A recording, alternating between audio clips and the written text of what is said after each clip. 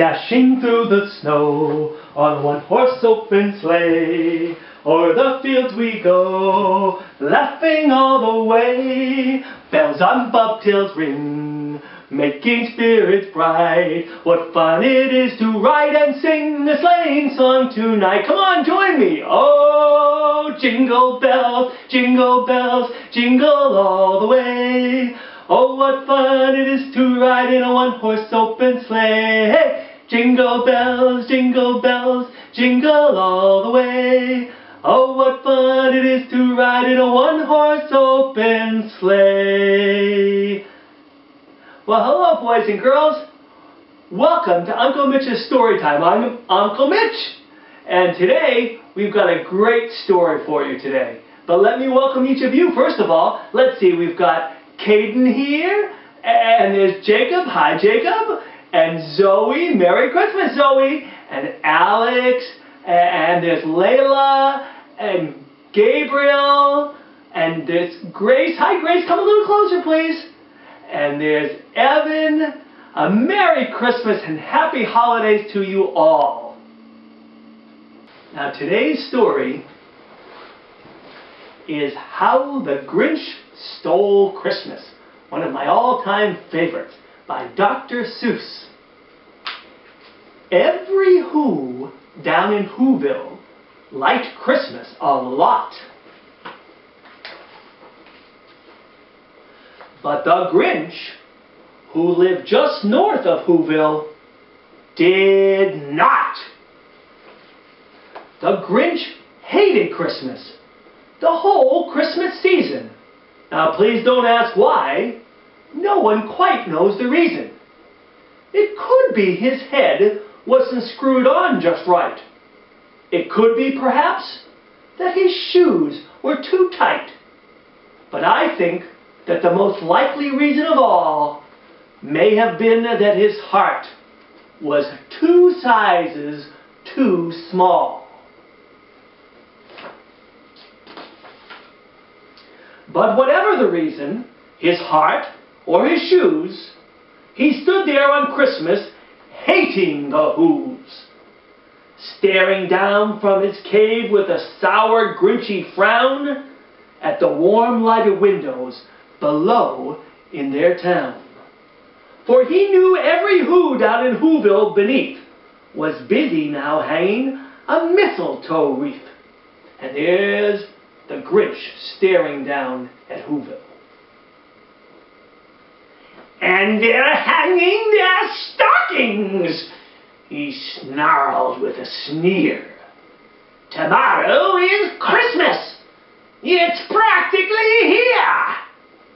Then he growled, grrr, with his grinchy fingers nervously drumming. I must find some way to stop Christmas from coming. For tomorrow, he knew, all the Who girls and boys would wake bright and early. They'd rush for their toys, and then, oh, the noise! Oh, the noise!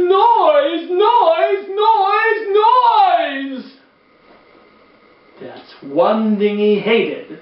The noise!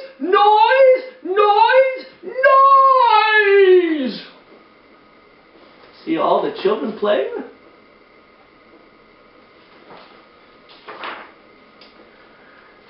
Then the Who, young and old, would sit down to a feast. And they'd feast, and they'd feast. And they'd feast.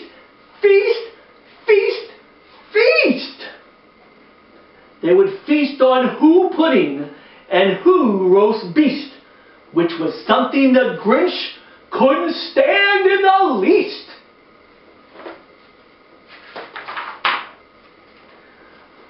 And then they do something he liked least of all.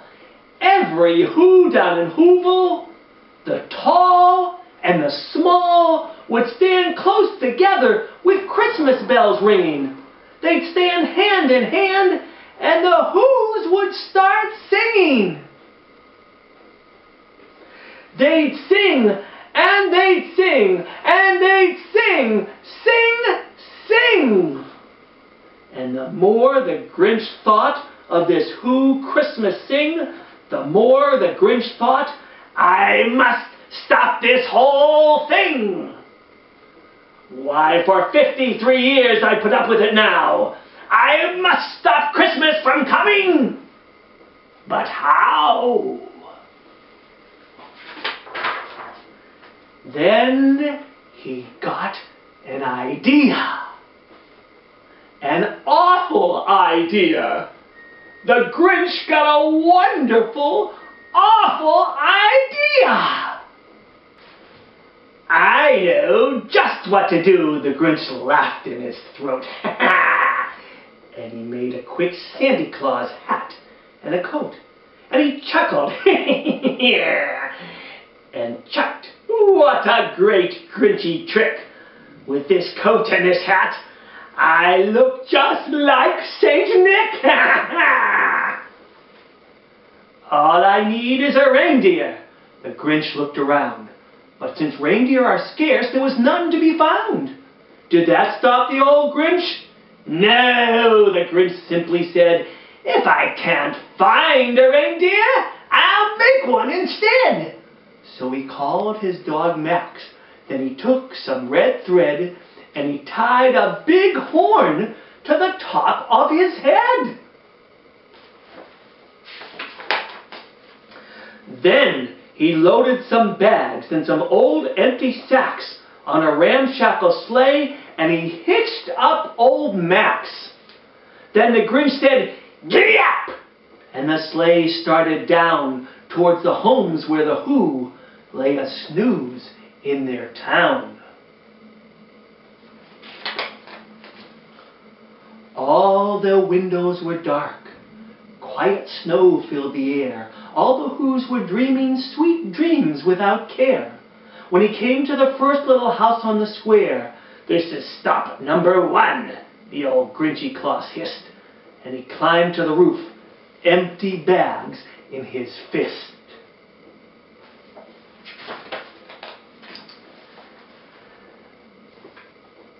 Then he slid down the chimney, a rather tight pinch. But if Santa could do it, why then so could the Grinch.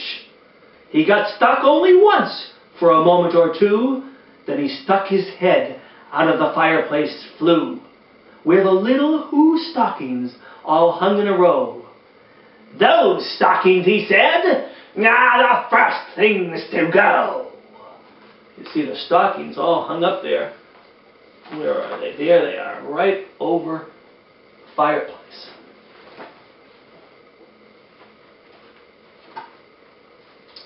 Then he slithered and slunk with a smile most unpleasant. How do you think that would look? Like this. Then he slithered and slunk with a smile most unpleasant around the whole room, and he took every present. Pop guns and bicycles, roller skates, drums, checkerboards, tricycles, popcorn and plums. And then he stuffed them in bags. Then the Grinch very nimbly stuffed all the bags, one by one, up the chimney. Then he slunk to the icebox. He took the Who's feast. He took the Who pudding. He took the roast beast. He cleaned out that icebox as quick as a flash.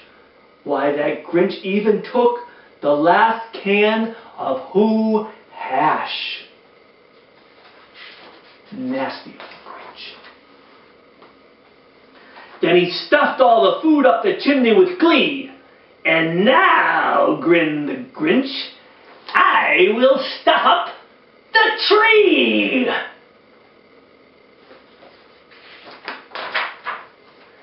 And the Grinch grabbed the tree, and he started to shove when he heard a small sound, like the coo of a dove. He turned around fast, and he saw a small Who, little Cindy Lou who was not more than 2. The Grinch had been caught by this tiny Who daughter, who'd got out of bed for a cup of cold water. She stared at the Grinch and said, "Santa Claus, why? Why are you taking our Christmas tree? Why?" But you know, that old Grinch was so smart and so slick, he thought up a lie, and he thought it up quick. "Why, my sweet little tot," the fake Santa Claus lied, "there's a light on this tree that won't light on one side. So I'm taking it home to my workshop, my dear. I'll fix it up there, and then I'll bring it back here." And his fib fooled the child. Then he patted her head, and he got her a drink, and he sent her to bed. And when Cindy Lou Who went to bed with her cup, he went to the chimney, and he stuffed the tree up.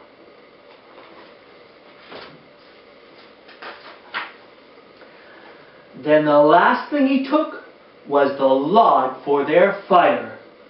Then he went up the chimney himself, the old liar. On their walls he left nothing but some hooks and some wire. And the one speck of food that he left in the house was a crumb that was too small for even a mouse. Then he did the same thing to the other Who's houses, leaving crumbs much too small for the other Who's mouses.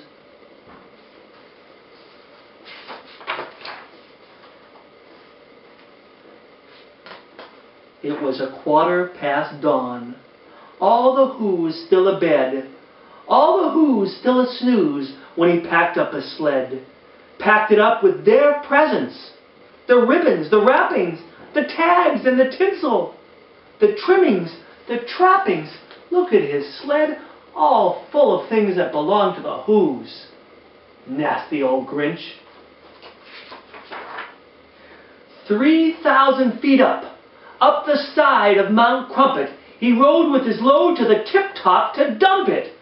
Pooh, pooh to the Who's, he was grinchingly humming. They're finding out now that no Christmas is coming. They're just waking up. I know just what they'll do. Their mouths will hang open a minute or two. Then the Who's down in Whoville will all cry, boo-hoo.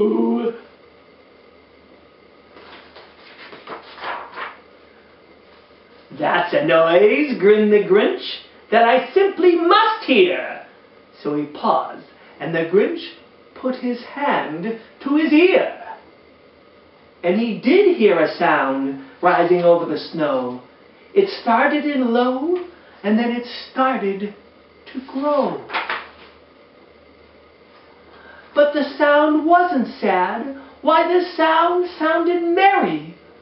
It couldn't be, but it was merry. Very. He stared down at Whoville. The Grinch popped his eyes, and then he shook, and what he saw was a shocking surprise.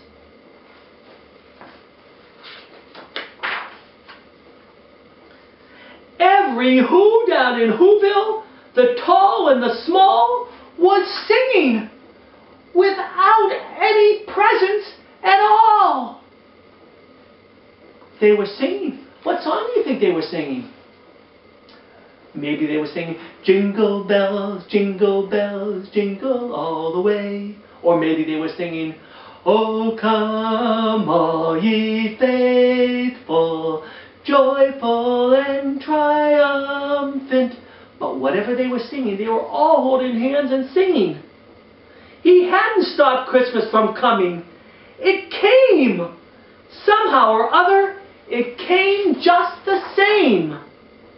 And the Grinch, with his Grinch feet ice cold in the snow, stood puzzling and puzzling. How could it be so? It came without ribbons. It came without tags. It came without packages, boxes, or bags. And he puzzled 3 3 hours till his puzzler was sore. Then the Grinch thought of something he hadn't before. Maybe Christmas, he thought, doesn't come from a store. Maybe Christmas, perhaps, means a little bit more. And what happened then? Well, in Whoville they say that the Grinch's small heart grew 3 sizes that day. And the minute his heart didn't feel quite so tight, he whizzed with his load through the bright morning light, and he brought back the toys and the food for the feast. And he himself, the Grinch, carved the roast beast. And that's a story, boys and girls, of how the Grinch stole Christmas. I hope you all have a beautiful, wondrous Christmas. From all of us here at Uncle Mitch's Storytime, I'm Uncle Mitch, wishing you the best Christmas ever. Merry Christmas!